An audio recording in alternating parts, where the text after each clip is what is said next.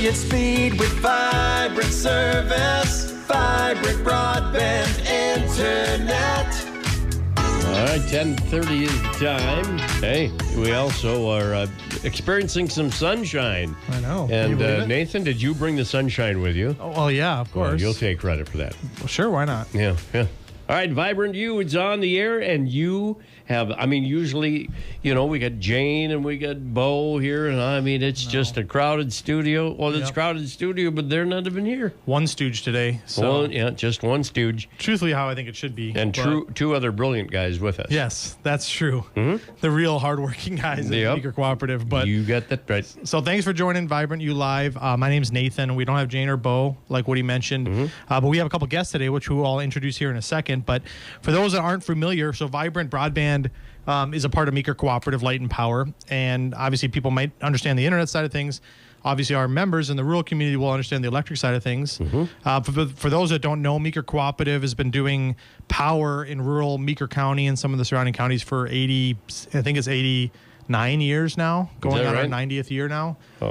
So electricity has been very important. Obviously, it's the bread and butter of the co-op and kind of what we live and breathe all the time. So we got two linemen here with us today, and we're going to talk about some of the experiences they had recently. So for those that didn't know, there were two hurricanes that passed through the East Coast. I think you'd kind of have to be living on a rock if you didn't hear about those. But Hurricane Helene kind of tore through much of the southeast coast, and then Hurricane Milton after that.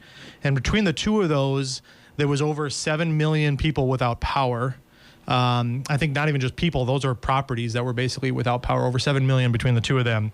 So there were local co-ops there that were reaching out for help, and they were requesting up to 50 or more crews to come and help restore power for all of these people. I think Blue Ridge Co-op, who I think we'll talk about in a second, have 71,000 members, and 66,000 of those were without power. So that's just about all of them. Yeah, to give you a perspective, I think Meeker Cooperative has just under around 9,000 members. Yep. So 9,000, they have 71,000. So obviously it's a big area, a lot of ground to cover. So introducing today, we have John Grabow and Logan Josephson here with us today. Thanks for joining us, guys. There you go. So, can I describe? You guys went down. You guys and two others, Brandon Skalberg and Nate Glimsdal. You guys went down to, South Carolina, then Florida, to help with restoration down there. So can you describe kind of what the process is when Meeker Co-op got that, the notification that they need help? And did you guys volunteer? How was it decided who was going to be able to go? So we have a statewide organization called MREA, Minnesota Rural Electric Association. They kind of represent all the Minnesota co-ops. So what happens is South Carolina or Florida's statewide contacts our statewide, which then contacts our operations managers. And our operations managers usually decide, if they can even let guys go. Maybe we're too busy back here that we can't even leave. We have a co-op to run, people with power here too. So. Yeah.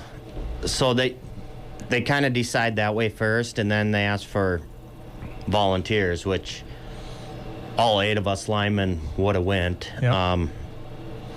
We just kind of went with who went on the last storms and kind of picked that way. So.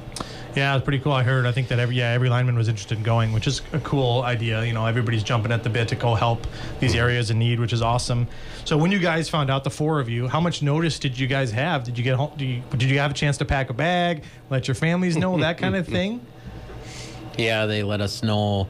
It was Tuesday morning, mid-morning, I would say, and then we started to pack the trucks up. We let our families know, and then left Wednesday morning early, so that night we were able to stay with family and say our goodbyes before we were heading out. And yeah, it's got to be weird for them too, because you guys are obviously sacrificing driving all the way down there, spending all that time down there, but your families are sacrificing as well because you guys are gone for kind of an unknown amount of time. You don't exactly know when you're coming back and all that stuff. So a huge thank you to the families as well, because they obviously have to deal with stuff back home, especially because I know you guys all 4 of you have kids. Some of you have really young kids, so that can be tough on the families as well. So shout out to them. And Driving bucket trucks from Litchfield all the way to South Carolina and Florida's got to be interesting. How did you know what to bring? I mean, you've never seen that set up before. How did you know what to bring, John? Well, line work is kind of the same across the country. Is it? Okay. The way everything's built, and there's a few little things that are different, but when we got there, they had material for us that to rebuild what was destroyed. Oh, they so did. we just would load up in the morning with whatever we were going to rebuild, and go like that for the rest of the day. So, did you guys do shifts driving? Did somebody do most of the driving, or was it kind of half and half? Who's the best driver? We did shifts. I guess they're not the most comfortable rides. Yeah. I bet not. Yeah. They're fine they're fine on the day-to-day around here, but long cross-country trips. 20, I think 20 plus hours, I think I heard one way. Yeah. Brandon did most of the driving Really? in our truck. Yeah. Did you have to do a lot of metro driving? A little bit. Made you nervous when you got into like some of the bigger cities with those trucks, and you got 6 lanes of traffic, and that was a little bit. We don't see a lot intense. of that in Meeker County. No. Kind of out of our element around here. Yeah, we would go through like a 45-minute drive through of a big city, and we'd get done with it, and we'd stop at a gas station. Everyone was just like they were on pins and needles. Like, okay, we made it through that town. Let's go or that city. Now we've got a couple hours of normal driving again. So 4 of you guys in 2 bucket trucks. Did you guys swap who was paired with who, or did you guys have you always stayed with the same pairings? Yeah, for the most part, we all stuck together. There was 2 guys from Stearns Co-op as well. Okay, yep. And they were in each a separate truck, so they drove the whole way. They didn't even have anyone else with them in their to vehicles. trade off. Yeah. Wow. Yeah, for the That's a most lot of part, we driving. just stuck with who we were with, and we kind of all stuck as a group, but... Yeah, the whole time we were there, we worked together. The 4 Meeker guys and the 2 Stearns guys, we stayed as a group throughout the South Carolina and Florida. Did you guys know those guys ahead of time at all? You worked No, with, not really? I did not. Okay. So, did you guys have trouble getting where you needed to go with the damage? I've heard about roads washing away, bridges, floods, all this different stuff. Was it hard to get where you were going, or was a lot of it cleared by the time you guys got down there? There was some road closures on the North Carolina and Tennessee border called I-40, which washed out. So we actually had to go way south to Atlanta and then shoot back north. Our GPS has kind of showed us that. But supposedly those road closures are down now till 2026. Oh, no I've heard. kidding. They're that bad. So. Wow. And then you guys were wrapping up in South Carolina, about to head back, and you guys got a call that Florida was then the next one because of Hurricane Milton. I think it happened about a week or 2 after Helene did. So, what was finding that out? Was that a no-brainer? Was there a debate there? Were you guys still in South Carolina? We were actually in North Carolina, but we were still in the Blue Ridge Mountains, and we just kind of came together as a group. Said, "Are you guys okay with going to Florida if we go? Yep. If they want us to go?" And everyone agreed to. Yeah, they were all about doing it. So then they had us. We kind of stayed there for about an hour waiting to find out if we were going to go or not, and they said, "Yeah, you're going." And we went to Jacksonville, Florida, and kind of held up because the hurricane hadn't hit yet. Jeez. Oh, no kidding. So you must have had to drive through some weather then too. Not terrible, but that night I was a little nervous that night because you don't know if it's going to go a little farther north or what's going to happen, and you know that it's serious and what's coming in. So it was kind of a little bit uneasy that night, not knowing exactly what was going to happen. And we actually said a little prayer, Logan and I did, before we went, that night, kind of before we were going into all this stuff, because it's still active. It was, it was active, and we're sitting there, and you're kind of staged before it, and you don't know what's going to happen. Right. So, and it was kind of a little bit of a different feeling going into it that way. Yeah. So, yeah, I'm sure different challenges. You guys, we talked earlier too about. You guys said South Carolina, you got there kind of a week after it had happened, so a lot of stuff was cleared. But in Florida, like you said, you got there basically before it was done. So probably a lot more clearing of roads and a lot harder to get around, I would imagine, in Florida than it was in South Carolina. Yeah, like it was you could tell when we showed up in South Carolina, everything was well laid out, planned. They had time to think about it. Yeah. When we got to Florida, it was a little bit different. They couldn't even communicate on cell phones because the towers were down. I bet. They couldn't communicate on their truck-to-truck radios. Wow. No maps. No maps would work because they were online maps. Yep. Mm-hmm. So it was definitely a challenge for the first couple of days. I can imagine. I mean, we rely so much on easily communicating all the time, everywhere. Yeah, And to all not of our have internet that, you're stuff, in the you dark know. ages all of a sudden. So when we're talking about these power outages, like I said, over 7 million between the two locations.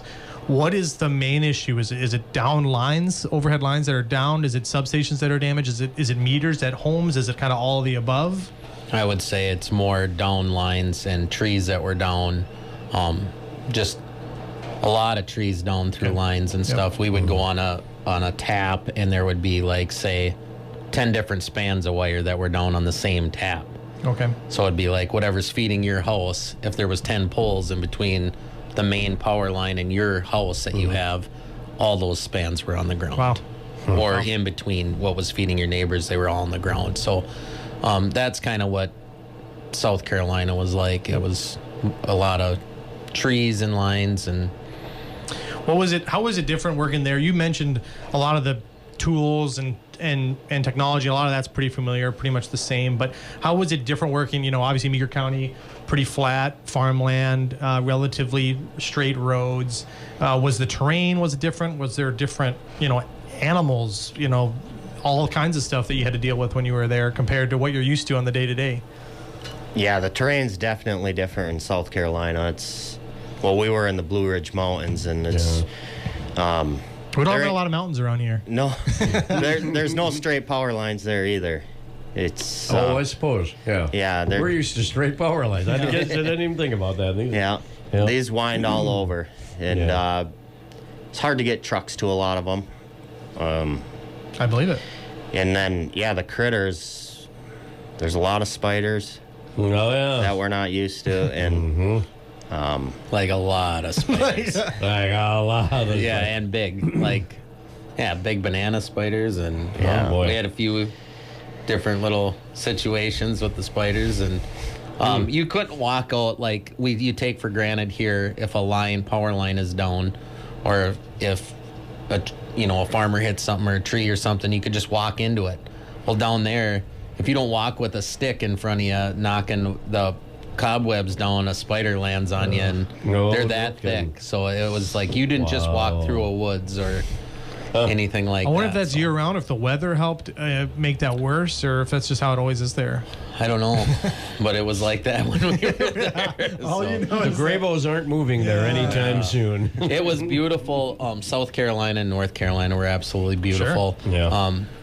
I would love to take my family there and show them that area we were working in. It was gorgeous. The ground is red with mineral, like the dirt where you have that song Red Dirt Road. That's where I think it comes from. It's red soil, and it's all full of mineral, and it's beautiful. It's definitely a beautiful area. So you guys, what was the typical work day like? You guys would, first of all, where did you stay? Did you guys have to bring tents? Were there hotels? Like, where were you staying, and when did you start the day? When did you end the day? That kind of thing. Yeah, so the Blue Ridge, there was tents set up for guys to stay in. Yep. All the meals, material were all staged there. Okay, good. At the co-op, they have a huge facility there. And then you get your orders in the morning. We kind of had a representative from the co-op that stayed with us throughout the whole stay there. Oh, good. Okay. And then so you knew where to go. And we would know where to go, and they'd kind of lay out the orders, and we'd do the work. Days started at about 5 in the morning, and we would be done at 9 or 10 o'clock at night. Wow. Oh boy, that's a long haul. Every day. Yeah. So you work in the dark for quite a bit then? Usually driving in the dark. So usually you'd work up until dark and then be trying to drive back to wherever you were to. Any road critters to deal with when you were driving? Gators you ran across, or we didn't. No, I mean that's what I'm talking about. No, not in South Carolina. There wasn't really much of that. In Jacksonville, I would get. But yeah, Florida, there was, I don't know, there was gators and stuff, but they weren't. No. We were concerned more about the snakes. You're walking through the tall grass, and there's the snakes are bad in Florida, really bad. So it was like, and you had to walk through stuff that was like over your head grass sometimes. And we're sitting there walking into this grass, and you don't know. One of the guys that was in our group, not Stearns and Meeker group, but in another group, got bit by a snake when we were there. Really? And after snake? that, a big snake. So we were like. He ended up going to the emergency room and getting anti-venom for it. And, so not a garter snake. No, not your normal little snake. So Meeker County snake. Yeah, it was. So that's in the back of your head the whole time. Are you going to get bit by a big snake or You're working with very dangerous electricity, and then you got to look around you all the time, make sure you're not getting crept up on. You gotta. Yeah, your eyes got to be everywhere. Yeah. And the locals said you can't lay down in the grass because there's chiggers in the grass. You'll get chiggers all over you. Oh boy! And so you couldn't sit down in the grass to sit down. And you can't go in any water, no fresh water. They said there's alligators or snakes in every ounce of fresh water that's there. So oh man! I'll say that's we complain about the cold, we complain about the mosquitoes, but we don't have some of that stuff going against us, which is nice. No. If we got a lot of fresh water, you can swim in, and grass you can lay in, so that's nice. So obviously these areas are going to be dealing with repair for probably years to come when it comes to a lot of this infrastructure, roads, this different stuff. Did you guys have a pretty good feeling by the time you were leaving that, first of all, I guess, how did you know when you were going to leave? Was there a deadline? We're just going to stay this long and then we're going to leave? Did you kind of stay until so many people got power back? How was that kind of decided?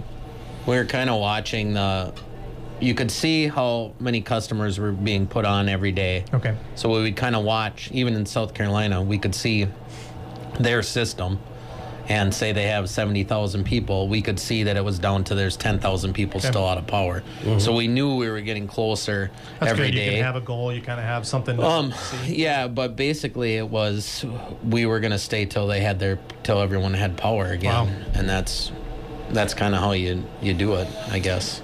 So when you left, did you have a pretty good feeling that, they have a good handle on this? You're looking around, I can imagine you still think, man, there's a lot to do here. When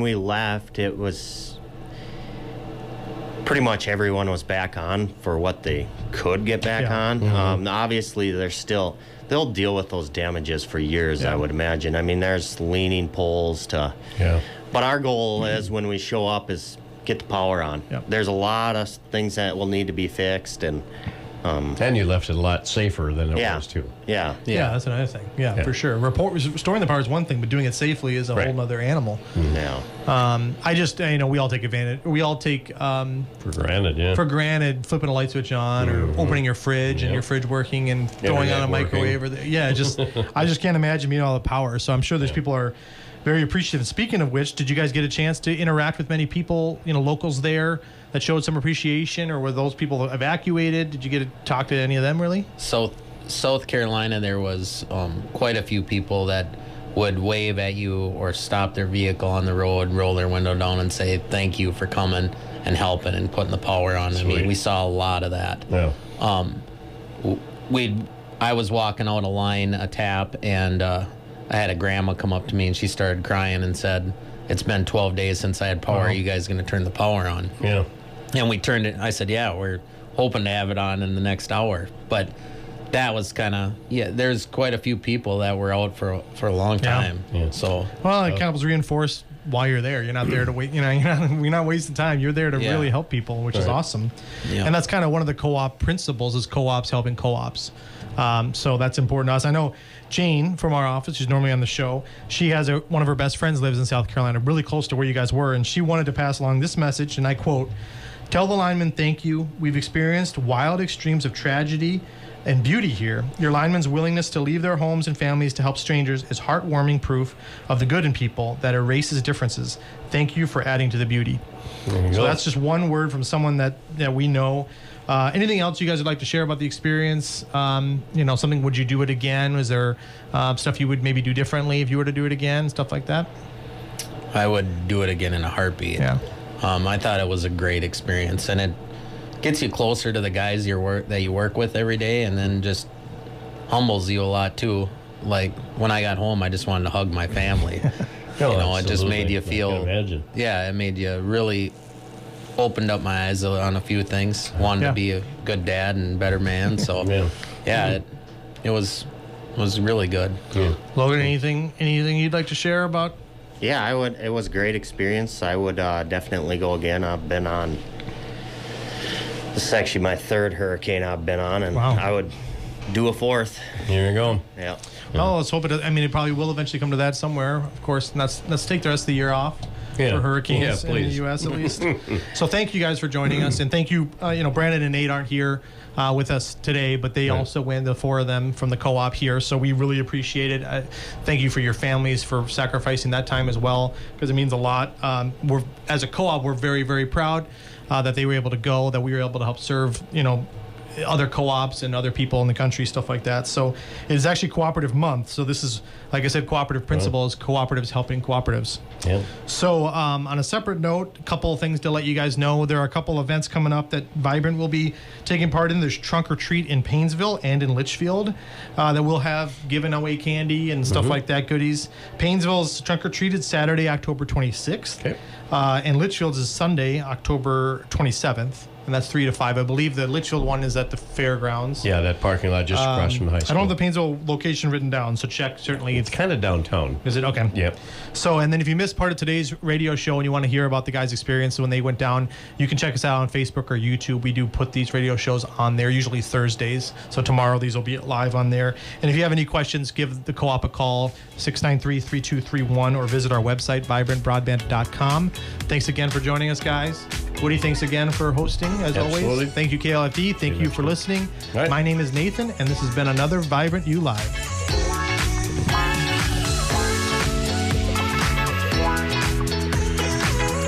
Brilliant speed with vibrant service. Vibrant broadband internet. Vibrant broadband internet.